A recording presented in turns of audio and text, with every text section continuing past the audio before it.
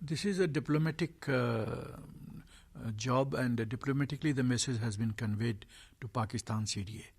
But will it have any effect on the ground? Nothing, because they are shameless people. Pakistan is a shameless state.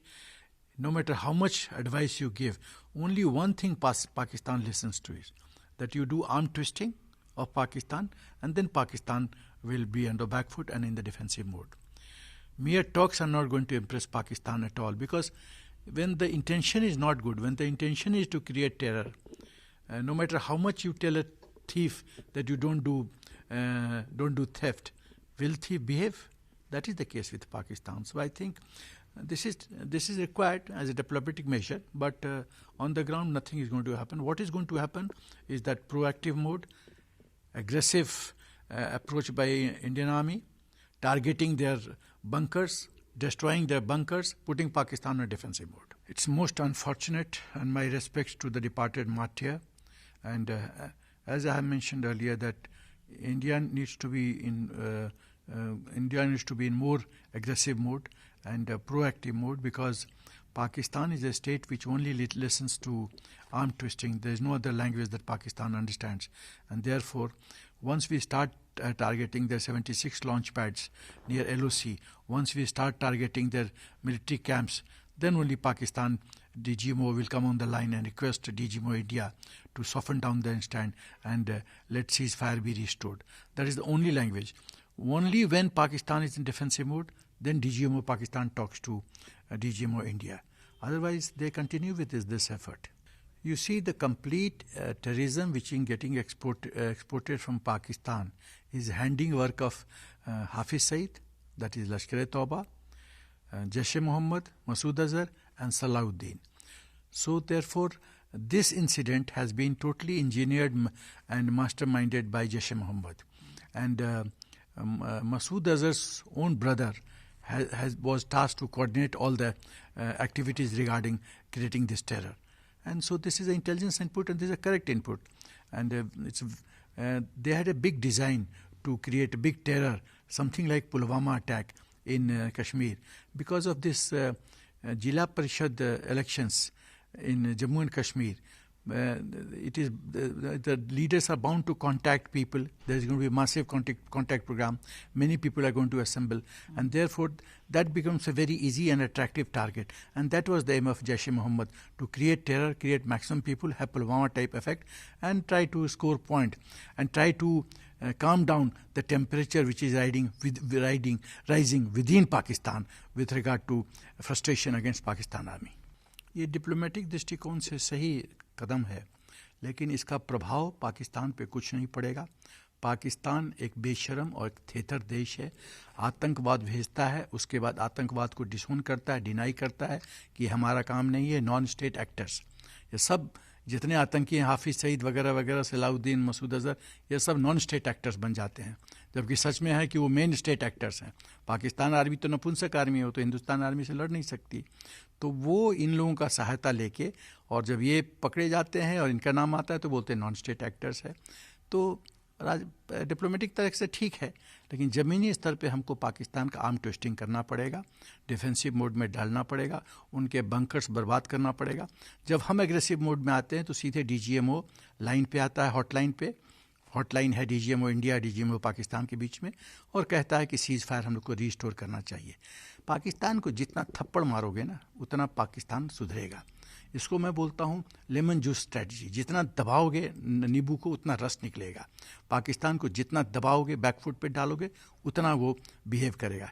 जहाँ आपने soften किया stand, वहाँ वो फिर गतिविधि शुरू कर देता है. देखिए, बहुत दुखदाई चीज़ है, बहुत दुख की बात है कि हमारा एक जवान मारा गया. उस वीरांगत आत्मा को प्रणाम और सलूट. दूसरी बात है कि मैं उसके परिवार से भगवान से प्रार्थना करता हूं कि उसका परिवार इस दुखद घड़ी को सामना करने का उसको साहस हो.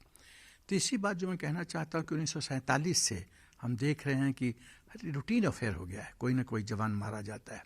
उसका कारण क्या है? क्योंकि कारण ये है कि पाकिस्तान अपनी आंतरिक स्थिति को तो संभाल नहीं सकता, तो लोगों का ध्यान बांटने के लिए वो इस तरह के आतंकवाद एक्सपोर्ट करता है और दिखाना चाहता है कि वो हिंदुस्तान को तबाह कर रहा है, और तबाह करने में पाकिस्तान आर्मी सफल है।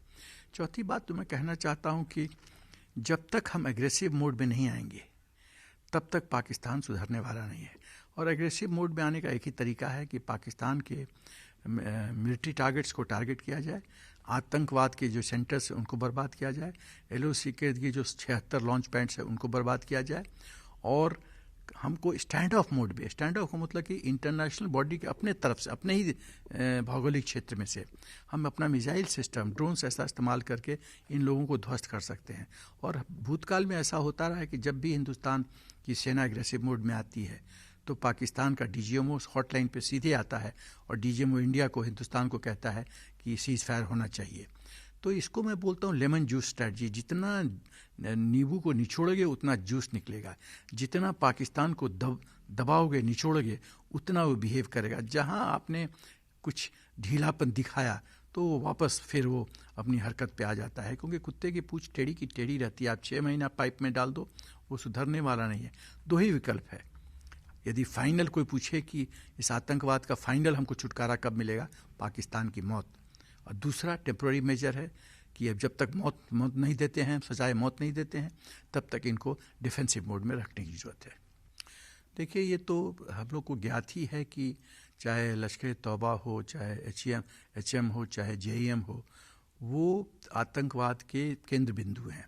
दूसरी बात है कि ये जो वारदात होने वाला था, वो जिसमें ये प्लान कर रहे थे आतंक करने का, ये जैश ए मोहम्मद मसूद अज़हर ने अपने भाई को ये जिम्मेदारी दी थी और वही कोऑर्डिनेट कर रहा था। तो इंटेलिजेंस के माध्यम से हम लोग को पता चल गया था कि JEM ही इन्वॉल्व है इस प्रतिक्रिया में।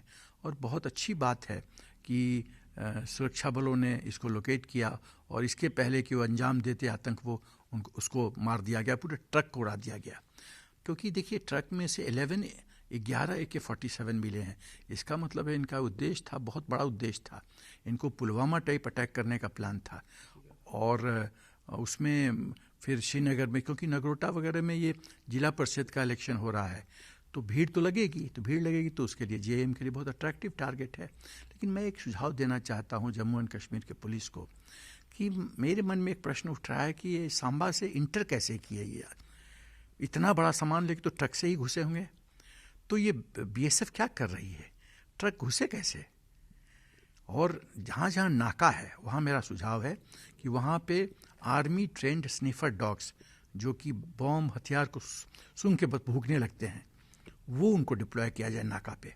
और जैसे एयरपोर्ट पे स्कैनर होता है, वैसे स्कैनर रखा जाए कि दूर से ही पता चल जाए कि इसके अंदर क्या सामान है। क्योंकि चावल के बोरियों के बीच में ये छुपे थे और वहाँ सामान छुपा रखा था, हथियार वगैरह।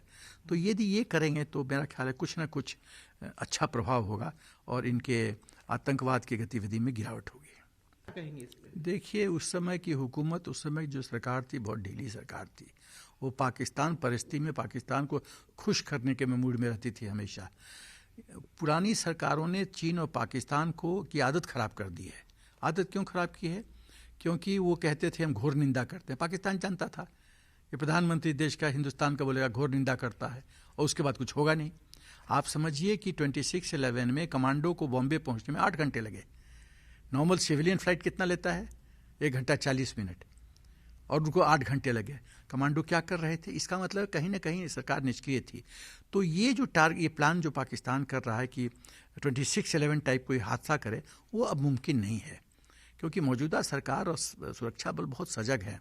हाँ, ये क्या कर सकते हैं कि छिटपुट 4 के नफरी में, 2 के नफरी में हथियार के साथ भेज सकते हैं, या जो इनके आतंकी छुपे हुए हैं जंगल में, जिनको हथियार की कमी है, ये जो इतने हथियार ले जा रहे थे, मुझे लगता है कि ये हथियार उन आतंकियों के लिए वो सप्लाई करने के लिए ले जा रहे थे। तो 26/11 टाइप नहीं हो सकता, लेकिन हाँ, पुलवामा के लेवल का अटैक हो सकता है, और इस तरह का यही इनका उद्देश्य था।